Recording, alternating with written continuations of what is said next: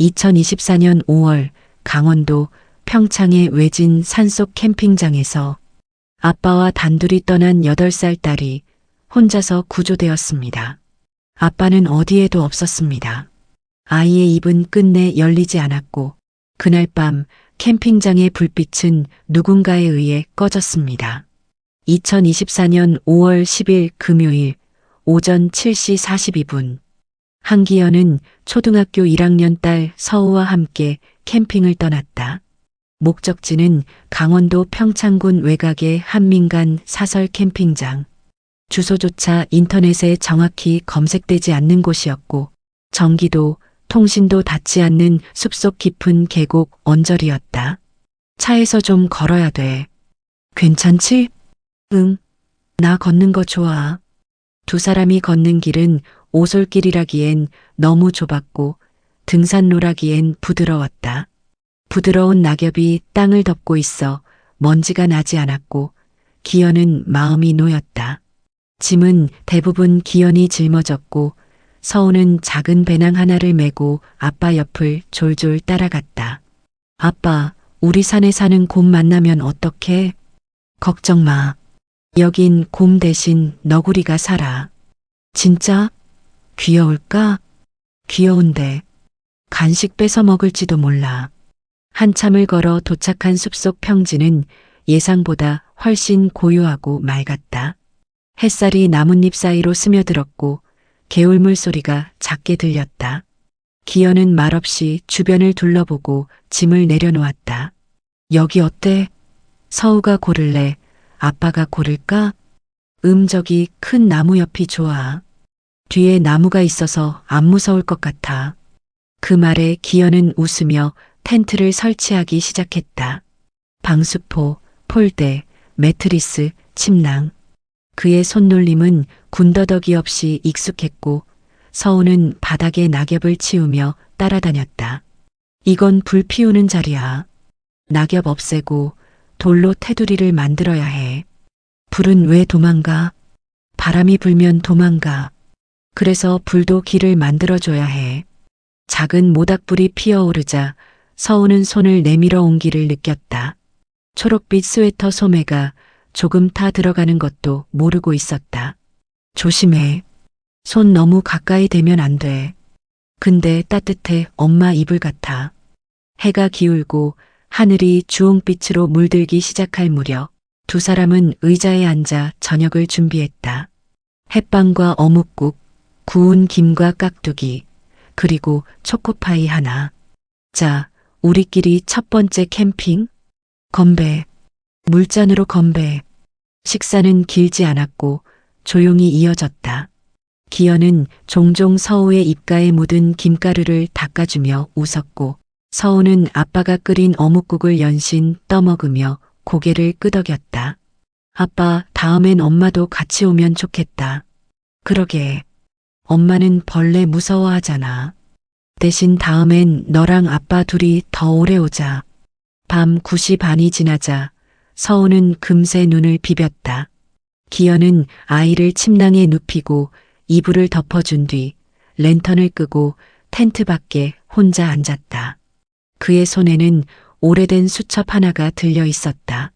산길 안정적이고 낙엽층은 젖지 않았고 내일은 개울까지만 갔다가 돌아오자. 그는 무엇을 기록하듯 수첩에 메모를 남겼고 그 위로 바람이 살짝 불어왔다. 불꽃은 잦아들었고 얼굴에는 잔잔한 피로와 미소가 섞여 있었다. 그 사람은 계획적인 사람이었다. 매번 산행 일지를 남기고 예상 시간을 적고 아이와 함께일 땐 더더욱 철저했다. 2024년 5월 11일 새벽 2시 13분 서우의 텐트 옆 조용히 타오르던 마지막 불빛이 꺼졌다. 그 순간 아무도 몰랐다. 이 부녀의 하루가 그렇게 마지막이 될 줄은. 2024년 5월 11일 아침 7시 12분 기현과 서우가 머물렀던 캠핑장 인근 도로에 한 아이가 홀로 걸어 나왔습니다.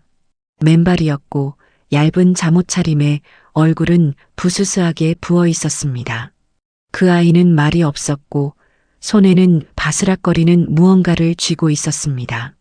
종이 혹은 낙엽. 아가야, 어디서 왔니? 엄마, 아빠는? 아빠 불 꺼졌어. 아이를 발견한 것은 마을 앞 작은 매점의 여주인이었습니다. 그녀는 바로 경찰에 신고했고 아동보호센터에도 연락을 취했습니다.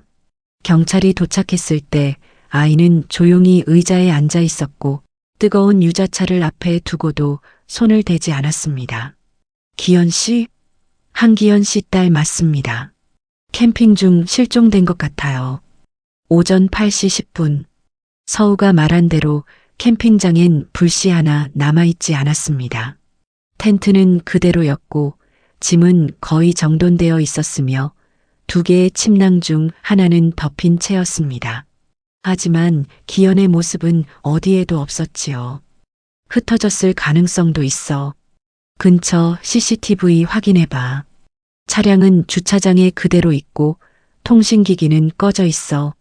오전 9시 45분. 국립공원 관리소 구조팀이 투입되었습니다. 서우는 계속해서 고개를 숙이고 있었고 정확한 진술이 어려운 상태였습니다. 불이 꺼졌다고 했지? 그게 언제였는지 기억나? 자다가 눈 떴는데 아빠가 없었어요. 불빛도 없고 소리도 안 들렸어요. 현장은 너무 조용했습니다. 기현이 평소 작성하던 수첩은 텐트 옆 의자에 그대로 놓여 있었고 거기엔 내일 오전 9시 하산이라는 메모가 마지막으로 적혀 있었지요.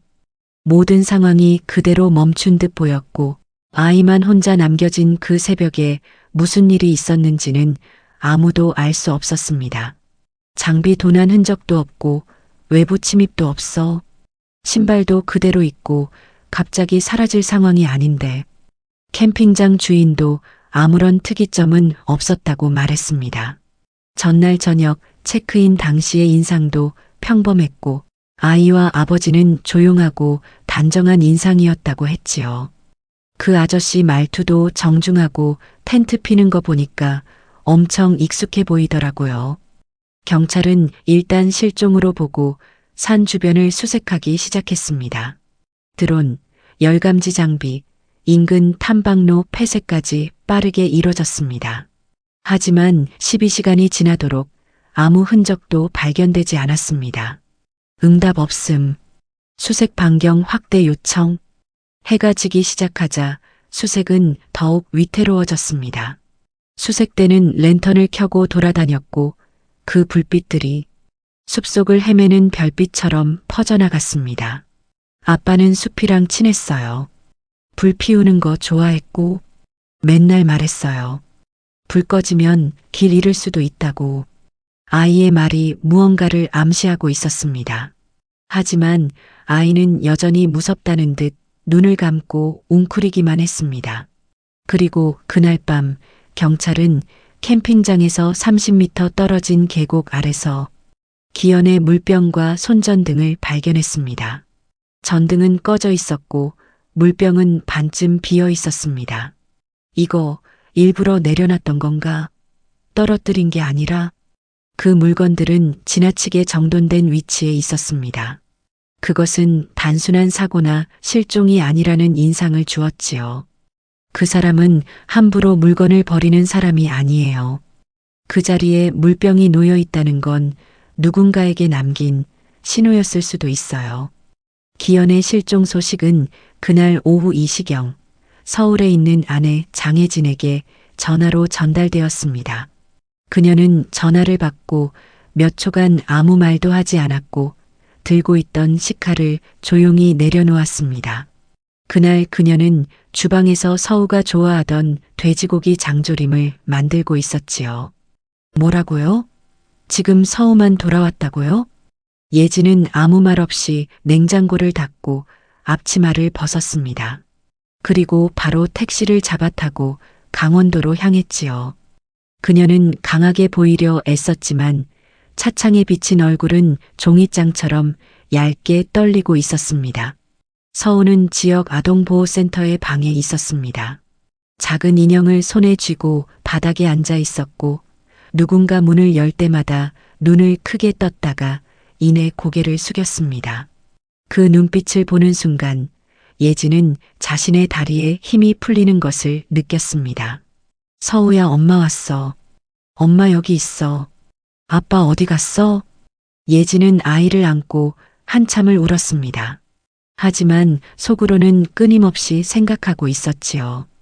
그 사람이 그렇게 사라질 리가 없어. 한기현. 예진에게 그는 단순한 남편이 아니었습니다. 군 제대 후 구조대원으로 일했고 특수산악 구조 훈련까지 받으며 생존 교육을 하던 사람. 사람 하나쯤은 쉽게 찾을 수 있다고 자부하던 사람이었습니다. 당신은 길을 잃는 사람이 아니잖아. 이건 그냥 사고가 아니야. 그녀는 남편의 흔적을 되짚기 시작했습니다. 핸드폰은 꺼져 있었고 SNS에는 일체의 사진이나 위치 정보가 없었습니다. 오직 남은 건 캠핑장에 있던 손수첩. 거기엔 익숙한 필체로 날짜와 날씨, 예정된 하산 시각이 적혀 있었고 가장 마지막 페이지엔 이렇게 쓰여 있었지요. 새벽 2시, 이상한 소리. 숲 안쪽에서 불빛 하나. 아이는 자고 있음. 확인 후 복귀 예정. 예진은 그 문장을 수십 번 되뇌었습니다. 남편은 자발적으로 사라진 게 아니라고 확신했습니다. 그는 확인 후 복귀 예정이라고 썼고 아이를 두고 위험한 짓은 하지 않는 사람이었으니까요. 이건 말 그대로 수색 메모 같기도 하고. 하지만 이상한 점은 많습니다. 현장에는 불빛 흔적도 없고 그 방향에 어떤 출입로도 없습니다. 예진은 남편의 친구이자 구조대 선배였던 박철민에게 전화를 걸었습니다. 둘은 구조 현장에서 함께 수많은 야간 작업을 했던 동료였지요. 철민 오빠 혹시 기현이 연락한 거 있어? 없어. 그런데 이상하긴 하다. 걔가 아무 말 없이 애 데리고 야외 들어간 건 처음이잖아. 그러니까 그런 사람이 갑자기 실종됐다고? 기현이는 절대 장비 없이 움직이지 않아. 더구나 아이랑 있을 땐 더 철저한 사람이야. 이건 단순한 실종이 아닐 수도 있어. 예진은 그 말을 들은 후 캠핑장 지도를 구해 수첩에 적힌 숲 안쪽 방향을 따라 선을 그었습니다. 직접 걸어보기도 했고 인근 등산객 커뮤니티에 사진을 올려 단서를 찾기 시작했지요. 하지만 돌아오는 건 무관한 댓글뿐이었습니다. 이상한 소리 불빛. 누구였을까?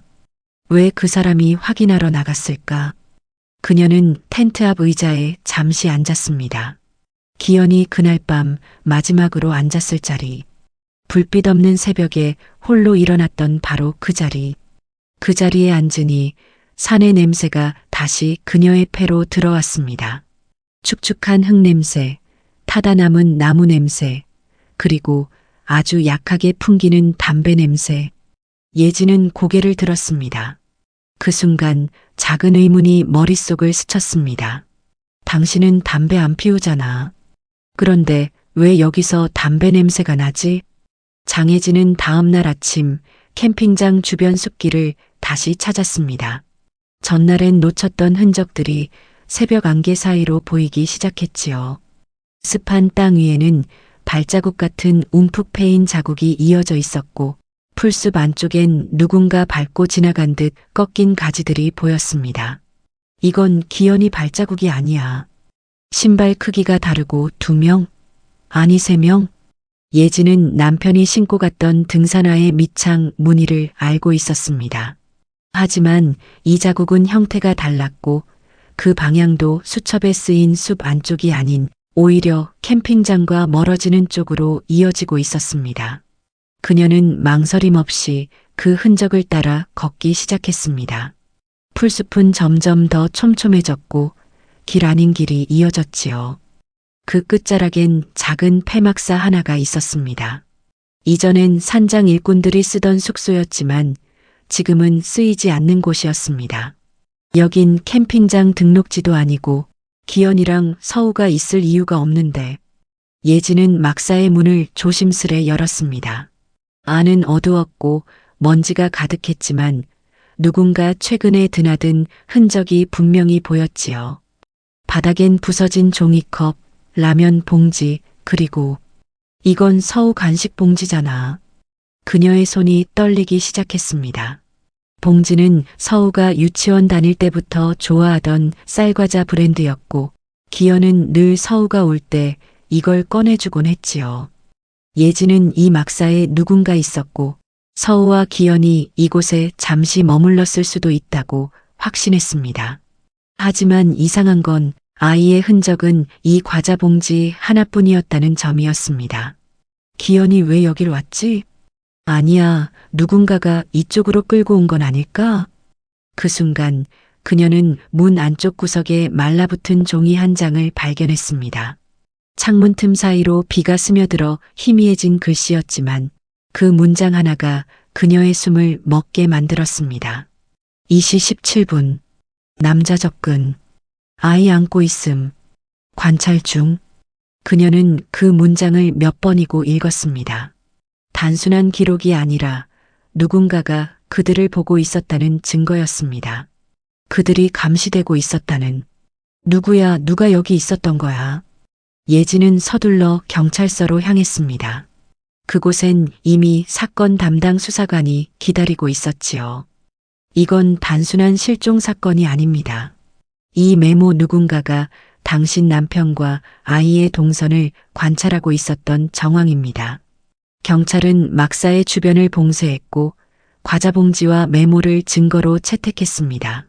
감식반은 현장에서 미세 섬유와 담배꽁초 1개를 수거했지요. 그 담배는 국내에선 단종된 외국산 브랜드였고 이 지역에서 구매 가능한 곳은 없었습니다. 예진은 텐트 옆 나무 그루터기에 앉아 수첩을 꺼냈습니다. 그리고 남편이 마지막으로 적은 불빛이라는 단어를 다시 되짚었습니다. 누군가 그 새벽 숲속에서 기다리고 있었다는 뜻. 이건 사고가 아니라 누군가의 의도야. 그리고 그날 밤 예진은 캠핑장 관리자에게서 한 통의 전화를 받았습니다. 감시 카메라가 발견됐다는 소식이었지요. 예진 씨 혹시 이 날짜 전후로 캠핑장에 있던 사람 기록이 필요하신가요? 예진은 조용히 대답했습니다. 네. 모든 걸 다 알고 싶어요. 제가 남편과 딸을 다시 찾을 수 있는 유일한 길이라면 무슨 일이 있었는지 전부 알아야 하니까요. 그 다음날 새벽 장혜진은 긴 밤을 꼬박 세운 채 경찰과 함께 수색에 나섰습니다. 하늘은 아직 어둑했고 안개가 텐트 주변을 스멀스멀 감싸고 있었습니다. 캠핑장은 평소와 다름없는 고요한 산중 마을 같았지만 그녀의 눈에는 모든 나뭇가지, 바람의 방향, 흙먼지 하나까지 전부 단서로 보이기 시작했지요. 현장에는 경찰 수사관 2명, 감식반, 그리고 산악수색 전문 구조요원까지 투입되어 있었습니다. 예진은 남편이 마지막으로 썼던 수첩과 자신이 발견한 쌀과자 봉지를 함께 제출했습니다. 지금부터 반경 2km 이내를 정밀 수색하겠습니다. 막사 안의 메모는 단순한 낙서가 아닙니다.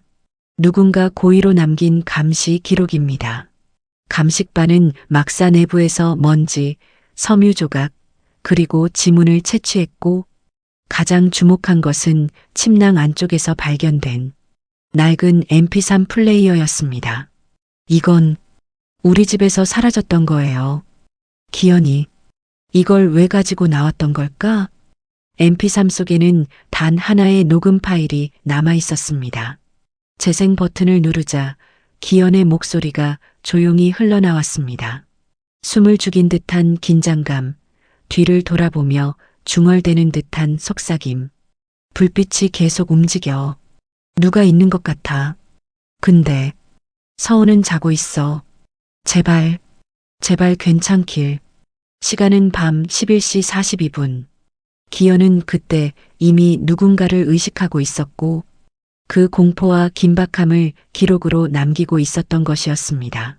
예진은 플레이어를 손에 꼭 쥔 채 무릎을 꿇었습니다. 그 밤 혼자였던 게 아니었어. 누가 있었던 거야. 분명히. 경찰은 캠핑장 내 CCTV를 요청했지만 관계자는 무거운 얼굴로 고개를 저었습니다. 죄송합니다.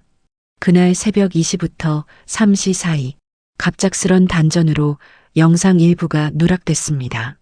정전 시간은 우연처럼 메모에 적힌 2시 17분과 정확히 겹쳐 있었지요. 누군가 전력을 의도적으로 끊었을 가능성이 높아졌습니다. 경찰은 즉시 캠핑장 예약자 전수조사를 시작했고 모든 차량의 입출입 기록도 확보에 들어갔습니다. 예진은 혼자 캠핑장 입구 쪽으로 걸음을 옮겼습니다. 평소라면 차량 한 대 지나지 않는 조용한 흘길이지만 오늘은 돌 하나, 발자국 하나까지 그녀의 눈을 붙잡았습니다. 그러던 중 출입구 근처 나무 사이에서 낡은 캠핑 의자 하나를 발견했지요. 의자는 무심히 놓여 있었고 팔걸이에는 진흙이 잔뜩 묻은 손자국이 선명했습니다. 누가 여기에 앉아 있었던 거야? 캠핑객이었으면 여길 이렇게 쓰진 않았을 텐데.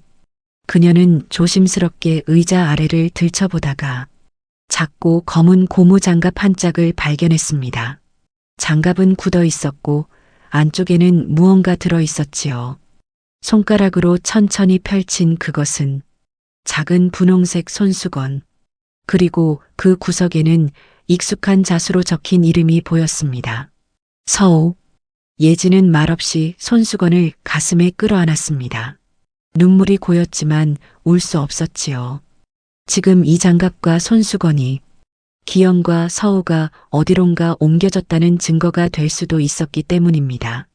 경찰은 장갑 안쪽에서 미세 섬유화 조직 샘플을 확보했고 감식반은 곧 장갑 재질이 시중 유통제품이 아닌 산림 작업용 특수 고무라는 점을 밝혀냈습니다. 그 제품은 2020년 기준 군납 외엔 민간 유통이 거의 없는 물품이었습니다. 예진은 그날 밤 남편의 수첩 마지막 장을 다시 꺼내보았습니다. 흘려 쓴 글씨로 쓰인 문장 하나. 불빛은 사라졌지만 발자국은 남았다. 당신은 끝까지 뭔가를 알려주려 했던 거구나. 기현아, 내가 그 발자국 끝까지 따라갈게.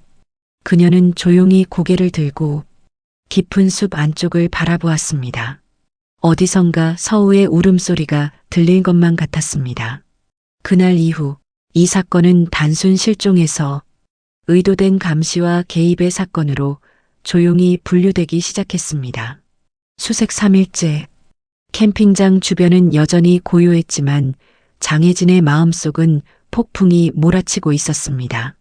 그녀는 자꾸만 남편이 남긴 그 마지막 문장이 머릿속을 맴돌았습니다. 불빛은 사라졌지만 발자국은 남았다. 그 문장이 단지 은유가 아니라 무언가 실질적인 장소를 암시하는 것이라는 생각이 점점 강해지고 있었지요. 장혜진 씨, 남편이 가지고 나갔던 개인 물품 중에 아직 회수되지 않은 게 더 있을까요? 그 사람 항상 검은색 작업 노트를 따로 썼어요. 수첩이랑은 별개로 자기 생각을 적어두던 그런 노트가 있었죠. 그 노트는 기현의 습관적인 기록용 노트로 평소에는 절대 집 밖으로 들고 나가지 않던 것이었습니다. 그런데 예진은 그날 캠핑 가방 안에 그 노트가 없었다는 걸 뒤늦게 떠올렸습니다. 예진은 즉시 남편의 개인 차량으로 향했고 차 안 콘솔 박스를 뒤지던 중 낡은 책 한 권을 발견했습니다. 검은색 피유 커버에 가장자리가 해진 얇은 노트. 이게 맞아. 이게 그 노트야. 그녀는 망설임 없이 노트를 펼쳤고 페이지마다 빼곡히 적힌 짧은 문장들, 지명, 날짜, 스케치, 기호들이 뒤엉켜 있었습니다. 하지만 몇 페이지를 넘기던 중 그녀의 손이 멈췄습니다. 한 페이지 상단 빨간 펜으로 이렇게 적혀 있었습니다. 2시 17분. 나무 뒤에 사람. 손전등 없음. 서우 안고 침낭으로 숨김. 그날 밤 정말로 누군가 있었어. 기현은 실종되기 전 누군가 불이 꺼진 산속에서 서성이고 있었다는 걸 적어두었던 것입니다. 손전등 없이 움직였다는 건 경로를 미리 알고 있는 내부자일 가능성이 있었지요. 경찰은 그 노트를 넘겨봤고 기록된 시간과 기온, 바람 방향까지 포함해 그날의 야간 동선을 시뮬레이션하기 시작했습니다. 이건 단순한 실종이 아닙니다. 기현 씨는 감시자 혹은 따라오는 누군가를 인식하고 있었습니다.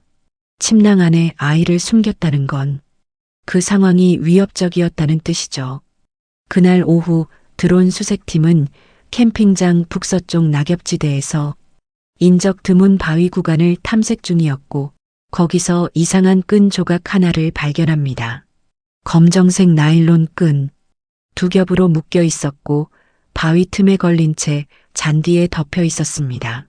끈의 끝에는 무전기용 클립이 달려 있었지요. 이건 등산 장비가 아니에요. 무전기나 소형 송신기용 클립입니다. 그 물건이 발견된 위치는 예진 가족이 마지막으로 발견된 텐트에서 약 400m 떨어진 공식 캠핑 동선과는 완전히 다른 방향이었습니다. 예진은 그 사실을 듣고 현장으로 달려갔습니다. 그곳은 낙엽이 무릎까지 쌓여 있는 작은 오르막길이었고 바위 틈 사이로 흐릿한 아이 발자국 몇 개가 남아 있었습니다. 서우야, 여기로 갔던 거야?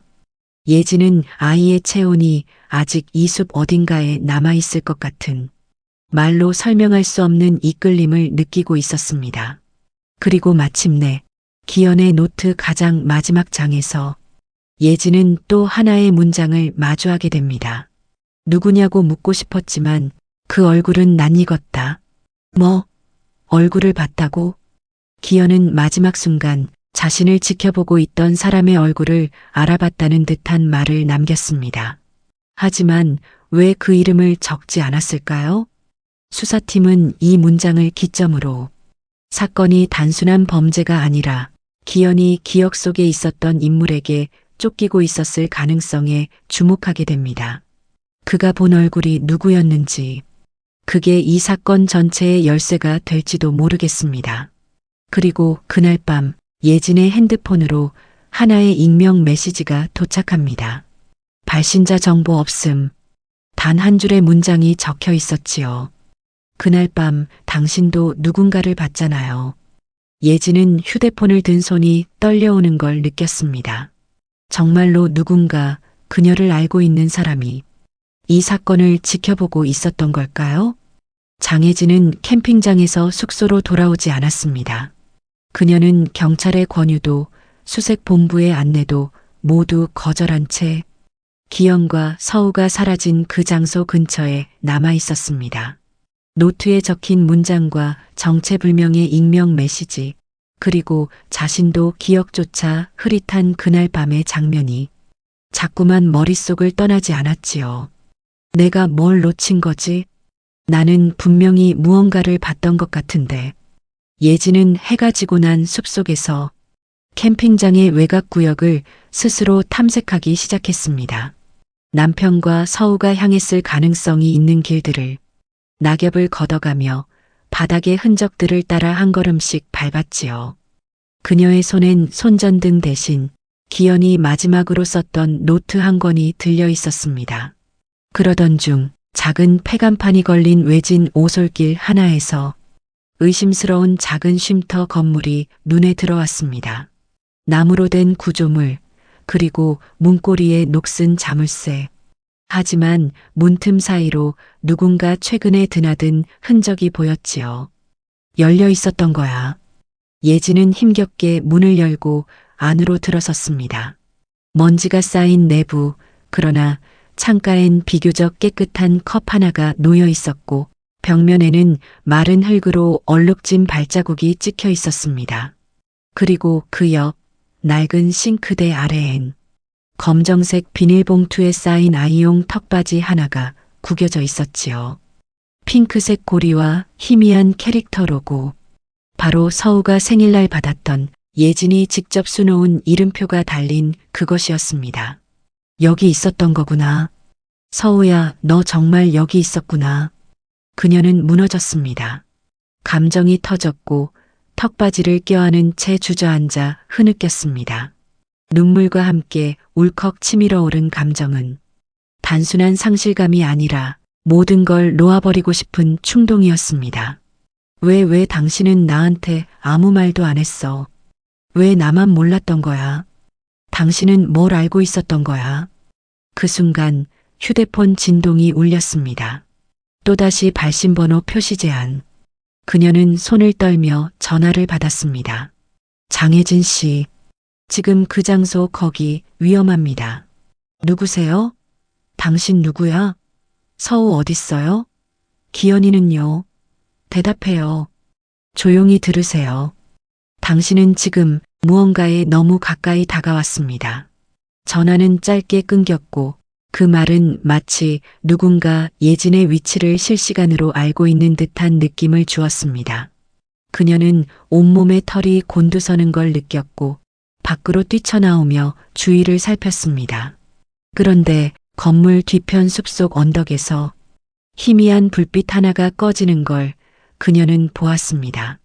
그 빛은 순간적으로 움직이다 사라졌고 예진은 본능적으로 그 방향으로 뛰기 시작했습니다. 달빛 없는 숲, 낙엽이 깔린 언덕, 숨이 턱에 찰 정도로 오르막을 달려 올라갔지만 그곳엔 아무도 없었습니다. 하지만 바닥에 놓여 있는 작은 손전등 하나. 당신 날 보고 있었던 거지. 그 순간 예진의 눈앞에 기현이 수첩에 남긴 한 페이지가 떠올랐습니다. 가장 가까운 사람이 가장 멀리 있는 것처럼 행동한다. 설마 당신이 말한 그 가까운 사람이 나였던 거야? 예진은 무너졌습니다. 기현이 마지막까지 자신에게 무언가를 말하려 했고 그것을 그녀가 눈치채지 못했다는 사실이 무겁게 가슴을 짓눌렀습니다. 그리고 그날 밤 예진은 집으로 돌아가지 않았습니다. 그녀는 수색 본부에도 연락하지 않았고 다음 날 새벽 혼자 캠핑장을 떠났습니다. 그녀는 단 하나의 결심만 남긴 채 기현의 흔적이 남은 길을 따라 산 너머 마을 쪽으로 걸어가고 있었습니다. 장혜진은 산길을 따라 걸었습니다. 어디로 향하는지도 모른 채 단지 남편이 걸었을 길과 서우가 있었을 자리들을 떠올리며 한 걸음 또 한 걸음을 옮겼습니다. 그녀의 손엔 기현의 수첩과 함께 남겨진 턱받이 그리고 주머니 속엔 끊긴 전화의 진동이 남긴 싸늘한 여운이 있었습니다. 내가 왜 몰랐을까? 그가 그렇게 많은 걸 혼자 짊어지고 있었다는 걸. 산속은 어느새 안개가 내려앉았고 이따금 바람 사이로 스치는 새소리만이 정적을 깨고 있었습니다. 예진은 나무 뿌리를 조심히 넘으며 자신도 모르게 혼잣말을 이어갔습니다. 그날 밤 기현은 나한테 무슨 말을 하려고 했던 걸까? 왜 서울을 감췄던 거지? 그녀는 불현듯 기현이 캠핑장으로 향하기 전날 밤의 기억을 떠올렸습니다. 그날 둘은 말다툼을 했습니다. 또 산이야? 기현 씨, 우리 이번엔 그냥 바닷가로 가자고 했잖아. 서우도 아직 너무 어려. 이번만은 꼭 가고 싶었어. 나 서우한테 뭔가를 보여주고 싶었거든. 그게 그렇게 중요해? 당신 요즘 밤마다 뭔가 혼자서 적고 내가 당신한테 뭔지 물어보면 아무 말도 안 하고. 예진아, 미안해. 이번 캠핑은 그냥 꼭 가야만 했던 거야. 그 말은 지금까지도 예진의 가슴을 찌르고 있었습니다. 꼭 가야만 했던 이유. 그것이 이제야 진짜로 궁금해진 것이었지요. 그녀는 기현이 노트에 적어놓은 또 다른 메모 한 줄을 떠올렸습니다. 기억은 가끔 거짓말을 한다. 그러니 같은 풍경을 다시 봐야 진실이 보인다. 그녀는 발걸음을 멈추고 주위를 찬찬히 둘러봤습니다. 그리고 눈앞에 펼쳐진 낙엽 낀 언덕 아래 작은 전망대. 그곳은 바로 그들이 처음 만났던 장소였습니다. 예진과 기현은 10년 전 산악사진 동호회에서 처음 인연을 맺었고 그들이 처음 함께 갔던 장소가 지금 이 지점이었지요. 기현 씨, 당신은 여길 기억하고 있었구나. 그녀는 전망대 끝 나무 의자에 앉아 서늘한 바람을 맞으며 기현의 마지막 메시지를 꺼내 읽었습니다. 너무 늦지 않기를 바란다. 언젠가 내가 이 길을 다시 걷게 되기를.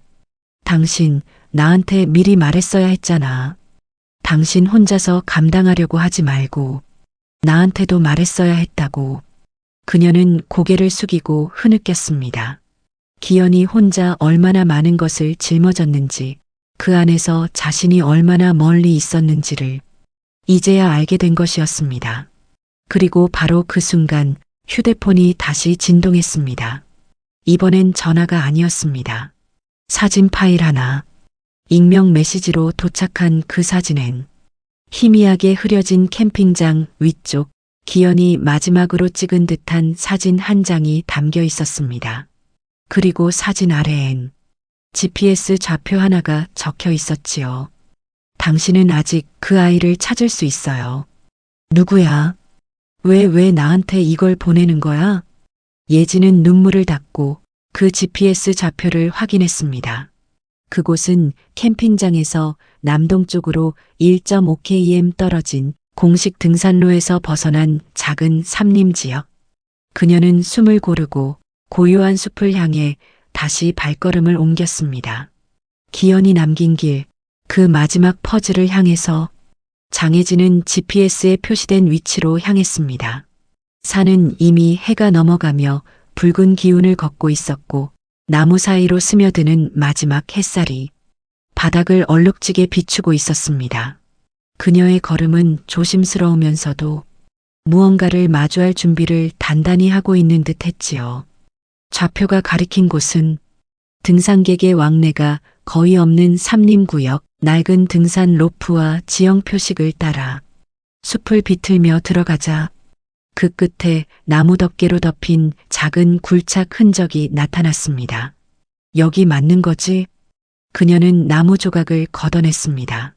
젖은 낙엽 아래 얼기설기 쌓인 돌무더기 사이로 검게 그을린 플라스틱 상자 하나가 덜컥 소리를 내며 드러났습니다. 상자 안에는 낡은 캠코더 한 대, 그리고 종이로 된 낡은 수첩 한 권이 들어 있었습니다. 캠코더는 이미 충전이 꺼졌고 수첩에는 날짜와 짧은 메모들이 연필로 빼곡히 적혀 있었지요. 기현 씨, 당신이 남긴 거야? 그녀는 캠코더를 안고 근처 바위에 걸터 앉았습니다. 산 아래에 도착하면 충전해서 확인하자 생각하며 천천히 수첩을 펼쳤습니다. 그 안에는 마지막 캠핑이라는 제목 아래 기현이 직접 쓴 듯한 기록이 이어져 있었습니다. 서우는 이상이 없다.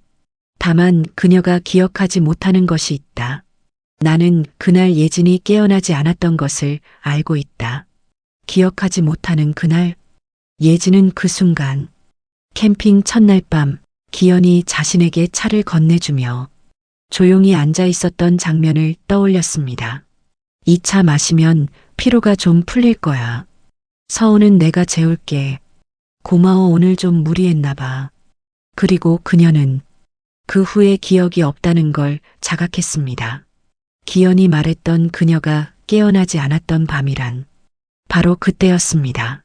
수첩의 다음 문장. 그녀는 모른다. 누군가가 텐트 옆을 지나간 것을. 나는 그 그림자를 봤다. 예지는 숨을 삼켰습니다. 그녀가 잠든 그 밤 기현은 뭔가를 목격한 것입니다. 누군가 텐트 주변을 어슬렁거리고 있었고 그가 일부러 예진을 깨우지 않았다는 뜻이었습니다. 왜 혼자 감당하려 했던 거야? 그리고 마지막 페이지, 떨리는 손글씨로 쓰인 기현의 마지막 기록. 서울을 지켜야 한다. 누구도 믿을 수 없다. 그날 그녀가 그들에게서 무언가를 본 것 같다. 나는 다시 숲으로 들어간다. 만약 이 수첩을 누군가가 보고 있다면 서울을 찾아달라. 장혜진은 아무것도 모른다. 그녀를 용서해 주길. 예진은 수첩을 껴안고 무너져 내렸습니다. 남편은 그녀를 지키기 위해 모든 사실을 감추고 홀로 진실을 좇았던 것이었습니다. 그리고 그 순간 휴대폰에 또 하나의 영상이 도착했습니다. 캠코더에 있던 영상 일부를 누군가 전송한 듯 했습니다. 서우는 그날 밤 누군가를 가리켰어요. 아무 말도 하지 않고 그냥 그 사람을 가리켰습니다. 그 순간 난 깨달았어요. 이건 단순한 길 이름이 아니었어요. 누군가가 우리를 노리고 있었습니다. 화면은 어둡고 흐릿했지만 기현의 얼굴은 분명했습니다. 마지막까지 딸을 지키기 위해 기록을 남기고 있었던 남자의 표정. 그 눈동자엔 분노보다 더 깊은 두려움이 담겨 있었습니다. 기현 씨, 당신은 혼자 싸우고 있었구나. 그녀는 수첩을 가슴에 품고 영상이 담긴 폰을 꼭 쥐었습니다. 그리고 결심했지요. 나도 이제 시작할 거야. 당신이 숨겨온 진실, 내가 끝까지 밝혀낼 거야. 장혜진은 캠코더와 수첩을 손에 든 채 산 아래로 내려왔습니다. 다리에 힘이 풀릴 듯한 긴 여정이었지만 그녀는 멈추지 않았습니다. 이제야 남편의 흔적을 온전히 손에 쥔 느낌이었지요. 그녀는 산 아래 구조 상황실로 향했고 이미 실종 사건으로 관할 경찰서에 접수된 탓에 조사관 2명이 대기 중이었습니다. 이게 남편분의 수첩과 캠코더입니까? 내 GPS 좌표로 이걸 누군가가 저한테 보냈어요. 누군가요?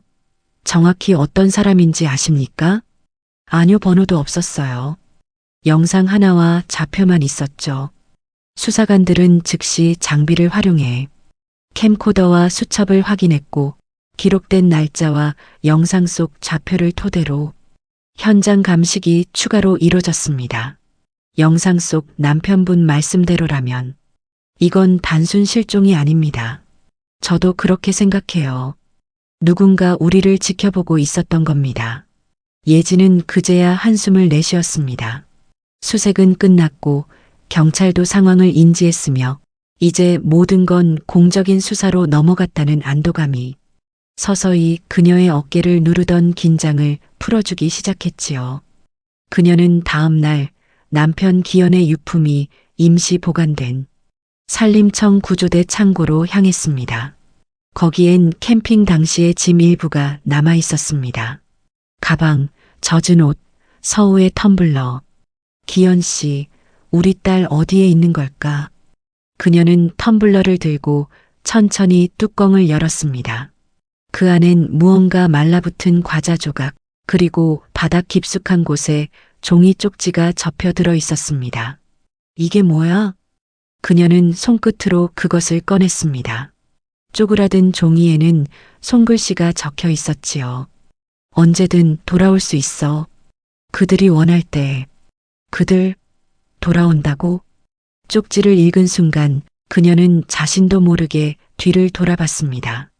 텅 빈 창고 안, 하지만 문틈으로 누군가의 기척이 스친 듯한 찰나의 공기. 그녀는 곧장 경찰서로 달려갔습니다. 쪽지를 제출하며 이건 단순한 실종이 아니라 계획된 은폐일 수 있다고 말했지요. 그들이 원할 때 돌아온다. 이건 누가 남긴 걸까요? 그걸 제가 물어보고 싶어요. 경찰은 즉시 창고 CCTV 확인에 들어갔고 며칠 전 누군가 텀블러를 들고 손질하는 모습이 모호한 그림자처럼 찍혀 있었습니다. 모자와 마스크를 쓴 작은 체구의 사람, 움직임은 익숙하고 침착했으며 손에는 장갑을 끼고 있었지요. 그 순간 장혜진은 오래된 기억 하나를 떠올렸습니다.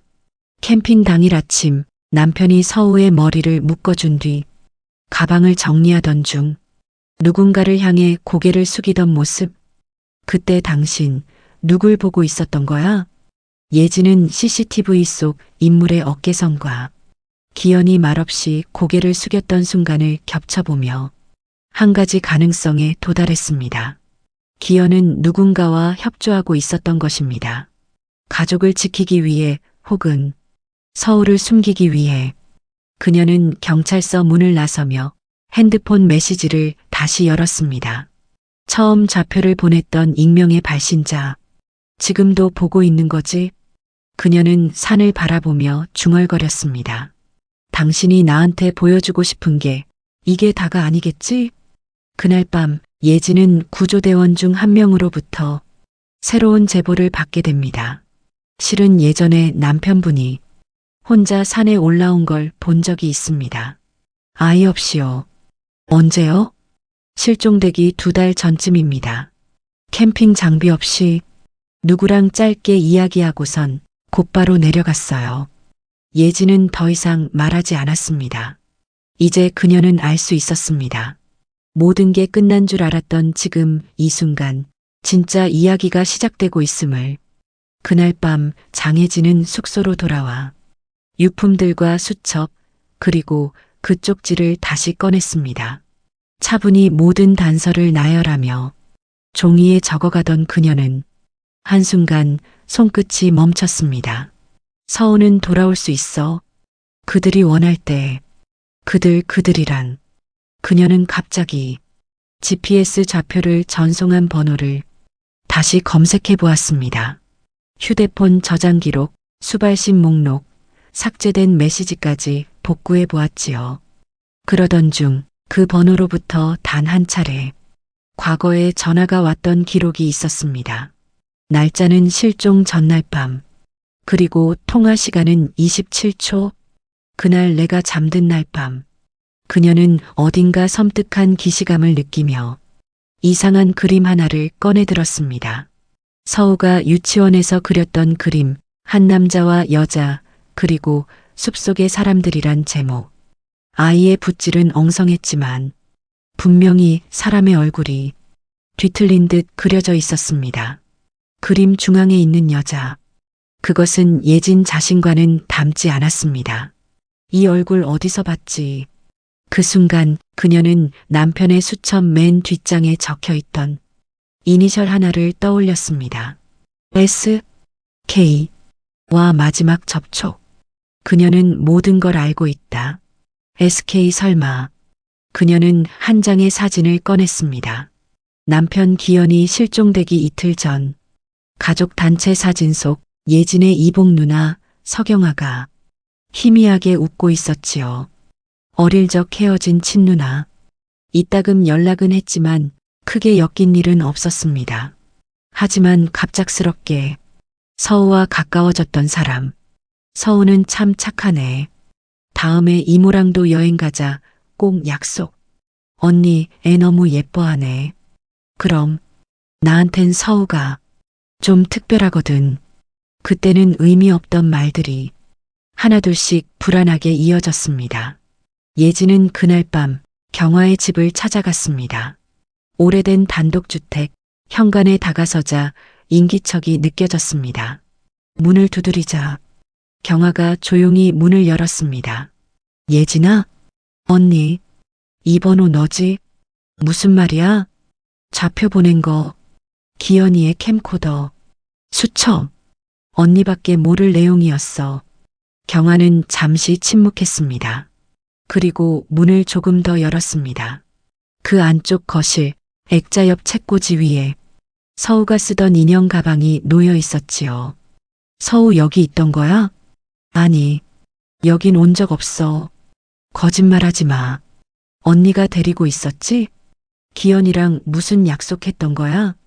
기현이. 그 사람 내가 다 막을 수 있었어. 예진은 숨이 막혔습니다. 그녀의 손에서 캠코더가 떨어졌고 경화는 조용히 걸터앉으며 입을 열었습니다. 기현이는 너한테 다 말 못했어. 너 서우가 입양된 아이란 건 알고 있었어? 무슨 말이야? 기현이. 실은 너 몰래 진실을 찾고 있었어. 서우의 생모가 다시 서우를 데려가려 했거든. 순간 예진의 시야가 흔들렸습니다. 남편의 수첩에 쓰인 말. 서우를 지켜야 한다. 그 진짜 뜻. 그날 숲에 있었던 사람. 그 여자였어. 기현이는 서우를 숨겼고 그걸 지키기 위해 실종된 거야. 언니, 그럼 그 메시지 왜 나한테 보낸 거야?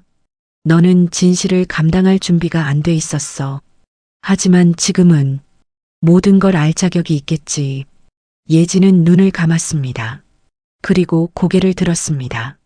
서우는 지금 어디 있어? 기현이가 남긴 마지막 좌표. 그걸 따라가. 경화는 종이 한 장을 내밀었습니다. 거기엔 단 하나의 좌표와 짧은 문장이 적혀 있었습니다. 여기서 다시 시작해. 그날 새벽 장혜진은 좌표가 적힌 메모 한 장을 들고 산 아래 조용한 버스 정류장에 앉아 있었습니다.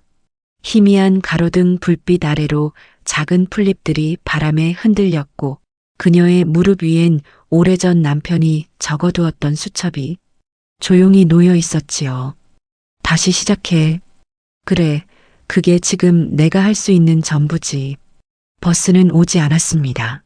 아직 이른 시각이라 산속 마을에는 사람들의 기척조차 들리지 않았습니다. 예지는 다시 그 좌표를 휴대폰에 입력했습니다. 화면 위로 지도와 함께 작은 핀이 표시되었고 그 지점은 아이가 사라졌던 곳에서 불과 1.3km 떨어진 작은 폐사 근처의 구릉지대였습니다. 그녀는 곧바로 걸음을 옮겼습니다. 배낭도 없이 지도도 없이 남편의 흔적만을 따라 조용히 길을 걸었습니다. 땅은 말라 있었고 하늘은 안개가 내려앉아 멀리 보이지 않았지만 그 길은 이상하게 낯설지 않았습니다. 나뭇가지 하나, 계곡 위 작은 돌다리 하나, 심지어 낡은 울타리마저 누군가 그녀를 기다리듯 그 자리에 가만히 서 있는 듯한 느낌이었지요. 기현 씨, 이 길, 당신이 얼마나 자주 다녀갔을까? 그녀는 그 자리에 도착했을 때 무언가를 발견한 건 아니었습니다. 좌표가 가리키던 그곳은 작은 느티나무 한 그루가 자라는 비탈 아래 고요한 쉼터 같았습니다. 누군가 오래전 작은 손으로 흙을 다져 만든 듯한 조그만 공간. 그 한복판에 어린아이가 쓰던 텀블러가 놓여 있었습니다. 그리고 그 옆 새하얀 종이에 짧은 글귀가 적혀 있었지요. 서우는 잘 지내고 있어요. 서우야. 눈물이 나지 않았습니다. 그 대신 예지는 조용히 바닥에 무릎을 꿇고 그 종이를 손끝으로 쓰다듬었습니다. 그녀는 그제야 알 수 있었습니다. 모든 것을 바로잡을 수는 없지만 지금 이 순간 무언가가 살아있다는 것을요. 그녀는 그 자리에서 한참을 머물렀습니다. 말도 없이 움직임도 없이 마치 과거와 현재가 한자리에 멈춘 듯한 시간이었지요. 그리고 해가 떠올랐습니다. 빛이 숲을 뚫고 내려올 때 그녀는 천천히 자리에서 일어났습니다. 기현 씨, 우리 아이, 잘 지켜줘서 고마워요. 그녀는 돌아보지 않았습니다. 돌아서 나아갈 길만을 바라보며 작은 뒷짐을 진 채 천천히 산을 내려오기 시작했습니다. 그날 이후 장혜진은 서울을 찾지 않았습니다. 그 아이가 보호시설에 있다는 것을 알면서도 돌아가 품에 안을 수 있음에도 그녀는 스스로 그 선택을 내려놓았습니다. 오랜 시간 다른 이름으로 살아온 그 아이에게 자신이 갑자기 나타나 또 하나의 상처를 남기는 것이 옳은 일인지 예지는 깊이 고민했고 그 끝엔 언제나 같은 대답이 있었습니다. 나보다 기현 씨가 더 오래 아이 곁에 있었을 거야. 이제 그 시간을 믿어야지. 기현의 묘비는 산을 향해 서 있는 조그만 비석 하나였습니다. 거기엔 아무 말도 없었습니다. 이름도 날짜도 없이 단지 손으로 새긴 하나의 선이 새겨져 있었지요. 좌표를 상징하는 경도와 위도. 그 자리에 서면 언제나 숲의 바람이 불어오고 계절은 천천히 흘러갔습니다. 누구도 그곳을 찾지 않았고 예진 역시 다시 그곳을 가지 않았지만 그 자리는 어쩌면 이야기의 마지막이 아니라 또 다른 시작이었는지도 모릅니다. 때때로 우리는 끝이라고 생각했던 순간에서 비로소 삶의 진짜 방향을 찾게 되지요. 이야기는 그렇게 아무 말 없이 끝이 났습니다. 모든 진실은 선택으로부터 시작됩니다. 그리고 어떤 선택은 평생을 돌아 용서로 이어지지요. 당신이라면 무엇을 지켰을까요? 긴 글 읽어주셔서 감사합니다. 구독과 좋아요 정중히 부탁드리겠습니다. 오늘도 즐겁고 보람되는 하루 보내세요.